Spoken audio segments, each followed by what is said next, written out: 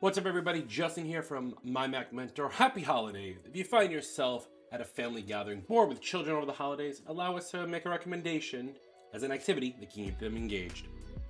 Figure out something that the kids can do that involves motion, knocking down a tower of blocks, rolling a ball or a toy car down the stairs, or even just making silly faces. And then record them using the camera app in Slo-Mo.